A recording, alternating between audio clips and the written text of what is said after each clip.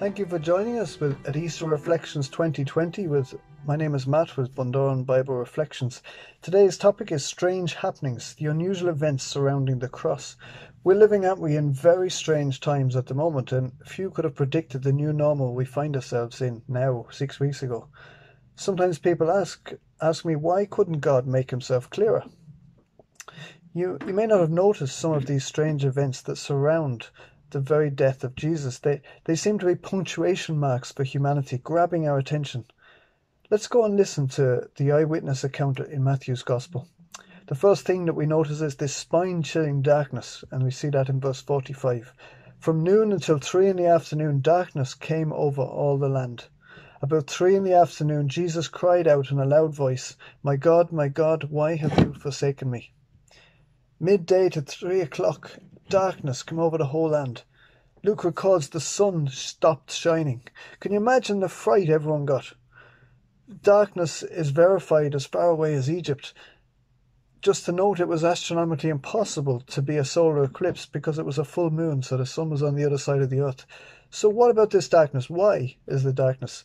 One explanation I found, and I like, was this, that the sun was ashamed. William Barclay said this, that it was as if the sun itself could not bear to look upon the deed man's hands had done. The world is ever dark in the day when men seek to banish Christ. Warren Wiersbe suggests that was creation sympathizing with its creator. Whatever's going on, something of such enormous magnitude was happening in the cosmos that creation itself couldn't keep quiet. And secondly, about this darkness, that it was a heavy moment. It is reported by Dionysius in Heliopolis in Egypt. He noticed the darkness and he said this, that either the God of nature is suffering or the machine of the world is tumbling into ruin. As Jesus was carrying the sins of the world, including yours and mine, the Father turned away. You see, the light of the world was dying in the dark alone. And that was a dark day indeed. The next thing I want you to note is the spontaneous curtain rip. Research informs us that the curtain in Herod's temple was 60 foot tall, 30 foot wide, and as thick as a man's hand. Listen to these words. And when Jesus cried out again in a loud voice, he gave up his spirit. At that moment, the curtain of the temple was torn in two from top to bottom. Timing here is everything. At Jesus' dying breath, the curtain was torn in two like a handkerchief. Imagine the scenes of chaos as the priests scatter in every direction. And why? Because there was this new availability to God. You see, the curtain barricaded the very presence of God in the Holy of Holies from people. God's tearing of that curtain whoosh, from heaven to earth was a decisive act that opened the way to God for all who believe in him. The sacrificial Lamb of God had taken away the sins of the world. God is reaching out with his hand of friendship, and he's asking, how will you respond? How will I respond? And then finally, there's an earthquake. There's an earthquake shock and the opening of tombs.